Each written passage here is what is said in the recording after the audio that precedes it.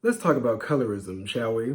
What's up, y'all? It's your boy Beasley here. Hope you all are staying cool, calm, and collected out there. Today, I want to talk to you guys about something that pops up every single year and sparks a lot of social media debate, and that is the topic of colorism. Now, I look at every year as a clean slate, but it does not matter what day or time, every year colorism comes ringing on the line. So, a little history. Colorism is defined as discriminating towards basically like darker skinned black people. Basically, if you're able to pass the paper brown bag test and you look down on people that are darker than you, that is colorism. White people preferring light-skinned black people over dark-skinned black people, that is colorism. And sometimes it can be in reverse. Sometimes dark-skinned people could be against light-skinned people due to jealousy of their place in society and how they're viewed as better than. So that can be sparked as colorism as well. But it's very rare that we ever count like dark-skinned people looking down on light-skinned people, because light-skinned people are usually elevated more in society and also globally, to be honest. So this past week, if you haven't known about this girl, her name is Dani Leigh. Don't know much about this girl, don't know much of her music, and after this week, I'm not even going to look up her music or support her. But she is one of the concubines of the baby, along with also his baby mama, who he still messes with by the name of Mimi.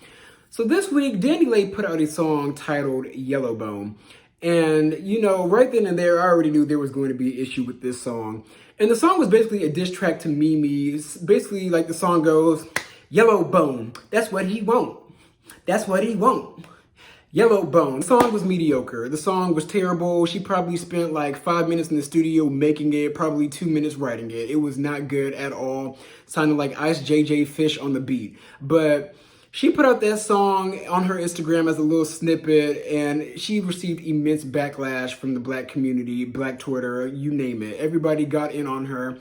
And it's kind of funny because back in the day, I'm going to age myself, but back in like 2003, 2004, colorism during that era was the norm. Like nobody really spoke out against colorism like that until social media popped up and everybody realized that they were going through the same things in society. And that's when colorism really came being held to task.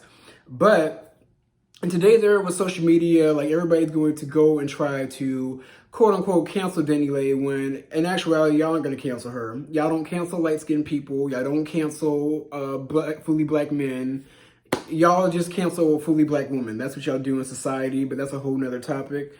She received immense backlash from everybody on social media, and then to try to put out the fire, she put out and said that how could she be racist if she was a black woman herself? So in order to combat that, somebody posted a picture of her parents, and it was nothing but two lily white Latino people. And I'm just like, so the last time, now correct me if I'm wrong, but the last time you had to be considered a yellowbone, you had to be fully black, or at least black adjacent, like have some drop of black in you.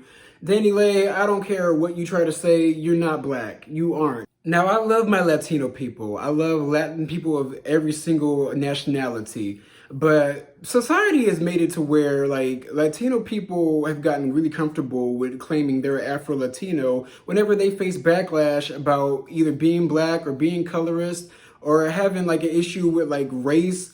They are always quick to pull the Afro-Latino card, and that's like we can't say anything else because they are black. No, like sometimes that Latino person is not black. Now, I will say, there are Latino people that are black, Brazilians, Dominicans, Puerto Ricans, you name it. Not all of them, but most of them have black descent. But most of that is like way, way down the line in their bloodline to where it's not even a phenotype for them to even look black. So, but they claim black once they get backlash because that is the trump card to get all the heat off of them in that very moment.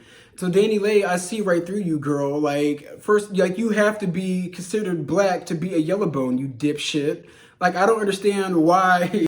I understand why people just don't hold these people to task whenever they come out with colorist statements, or whenever they come out and say something problematic against black people. They just say, oh, I'm Afro-Latino, and then that's it. Like, no, that's not how this works. Like, if you're going to be an Afro-Latino, claim that for when you first come on the scene. Don't use it as a get-out-of-jail-free card. Like, this is not Monopoly. But going back to her and also her claiming her as a yellowbone, I will say that people don't want to be black. They want to be minimal black. They want to be the type of black that looks like Kim Kardashian's children. Like, they want to be they want to have just enough blackness in them to consider themselves as black, but they want to look as racially ambiguous as possible because that is still elevating society. Like, you don't want to be black, you want to be light skinned. Like, that's what you want. You want to be racially ambiguous, you want to be able to float in between spaces, and you want to be able to capitalize off of different nationalities and have other people of different races relate to you. That's what people want these days. And it's kind of sad, and I hate to even say this, like, I'm all for interracial dating before I say this. Like, you cannot help who you fall in love with. So if you're black, want to date a white, Latino, Asian person, that is cool with me. I personally would date every single race, but black always comes first over here. But I feel like some people are dating out of their race for a purpose, and that purpose is to get racially ambiguous, mixed, or light-skinned children. Now, I hate to even say that, but it's gotten to a point so bad where some people are uncognitively trying to breed out the blackness down the line in the future. Like, it's going to come in a time where in 20 years, we're going to have nothing but beige and Brisciana looking people. Like, that's what is going to happen. And if you want to take issue with that, go ahead and drop it down in the comments. I will gladly debate you, but that's the truth. People who are colorist, like black people that have that colorist mindset, aren't trying to have fully black children these days, and it really does show. Like, there's an influx of nothing but light-skinned children that I see. Now, like I said before, I am cool with whoever you decide to fall in love with, but that is just what I see in society today. Like, even in our media, that's all that's being shown in our commercials. Like, you see nothing but interracial parents with mixed kids. But that's just an observation that I've seen in my travels, but it is what it is these days. Like, at this point, I'm kind of just tired of talking to other people and teaching them about colorism. If you're grown over 25, that's just who you are. Like, you're just a colorist. That's what you are at this point. Like, because a lot of people, in my opinion, if you're a colorist in 2021, you're just choosing to be ignorant. You're choosing to stay that way. You're not trying to learn. You're not trying to change your thinking. Maybe it was ingrained in you from birth as a child that light skin was better.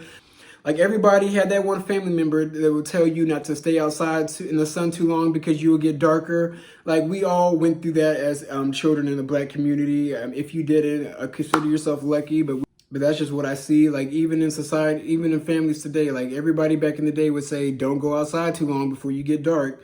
Like, that's an issue in the black community from God knows how long. Like, it all stems back to systematic racism, but I'm not about to give you guys a history lesson.